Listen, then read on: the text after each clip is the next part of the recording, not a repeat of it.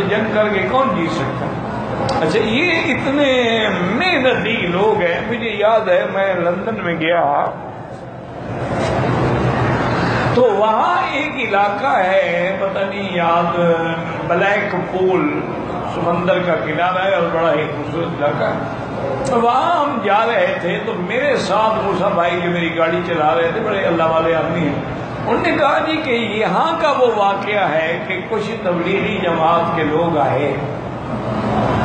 اچھا وہاں آپ کو پتا ہے کہ یورپ میں تو سردی جو ہے وہ 0 کے نیچے ہوتی ہے. تو جب شام ہونے لگی، اچھا ان کا طریقہ یہ ہے کہ یہ بیچارے مسجدوں میں جا کے ٹھہرتے ہیں. اس علاقے میں کوئی مسجد تھی نہیں، کہاں جائیں؟ کہتے ہیں کہ بڑے پریشان ہوئے کہ بھی اب کیا کریں. تو سیدھے وہاں گئے، جو ان کا گرجا تھا وہاں گئے، اور وہاں جو ان کا پادری تھا اس کو ملے اور ان سے کہا کہ بھئی ہم مسافر ہیں اور ہمارے پاس کوئی ٹھکانہ نہیں ہے، ہم نے صرف رات گزارنی ہے، اگر تم اجازت دے دو تو ہم رات گزار دیں. انہوں نے کہا مجھے پتا ہے تم تبلیغی جماعت کے لوگ ہو، لیکن ایک بات ہے، میں اس شرط پہ اجازت دیتا ہوں کہ تم یہاں رہتے ہوئے کوئی تبلیغ نہیں کرو گے، کوئی تقریر نہیں کرو گے، کوئی کتاب نہیں پڑھو گے، کوئی ایک دوسرے کو نصیحت نہیں کرو گے، خاموشی سے اپنی رات گزارو. اس نے بہرحال جگہ دے دی. اب تہجد میں امیر نے کہا کہ بھی وضو شروع کرو، نماز پڑھیں، باقی تو نے کتاب پڑھنی ہے، ہم نے وعدہ کیا ہے اس سے.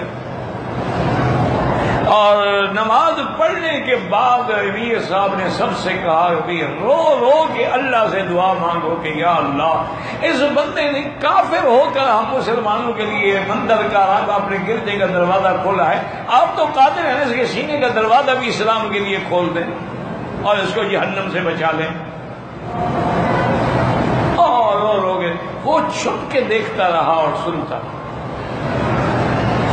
صبح کی جب نماز ہوئی تو اس نے کہا کہ دیکھو یہ کچن ہے، اس میں ہر چیز موجود ہے، اپنے شوق سے اپنے منشے سے ناشتہ بنائیں. اب میں آپ کو نہیں نکالتا کتنے دن آپ نے یہاں رہنے کا پروگرام. انہوں نے کہا 3 دن. کا 3 دن یہاں رہو. میں نے کہا ہم تو باہر جائیں گے کشتوں کا، باہر جا کے جو مرضی ہے کرو، یہاں کوئی تقریر نہیں کرو. انہوں نے کہا ٹھیک ہے. بہرحال 3 دن کے بعد وہ وہاں سے اجازت دے کے چل پڑے.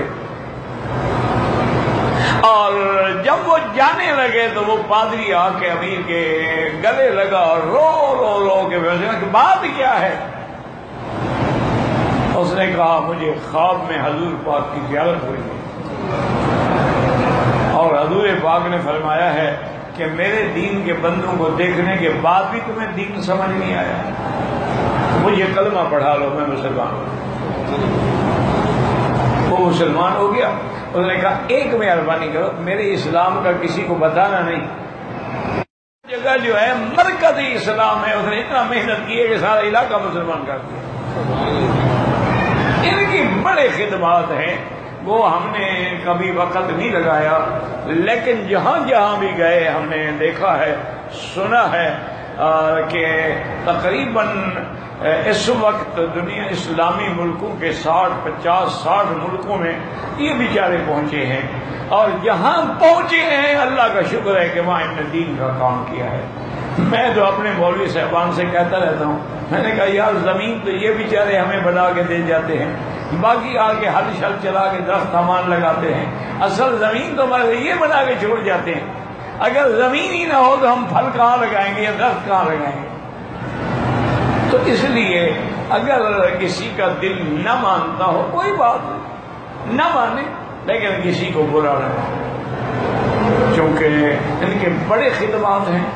اور تم نے تو شاید کبھی اپنے ہمسائے کو بھی کلمہ نہیں پڑھایا ہوگا، انہوں نے لاکھوں لوگوں کو مسلمان کیا، لاکھوں لوگ اسلام لائے. باقی غلطیاں کس میں نہیں ہوتی بھائی، غلطیاں تو ہوتی ہیں، انسان ہیں. اچھا پھر ان میں تو سارے عالم تو ہے نہیں، ان کو تو جو مل جائے ساتھ لگا لیتے ہیں. اس میں دکاندار بھی ہوتا ہے، کرایہ دار بھی ہوتا ہے، اس میں وکیل بھی ہوتا ہے، اس میں ماسٹر بھی ہوتا ہے، کوئی پڑھا لکھا بھی ہوتا ہے، کوئی جاہل بھی ہوتا ہے. تو اس لیے غلطیوں پہ نظر نہ ڈالو، اچھائیوں پر نظر ڈالو.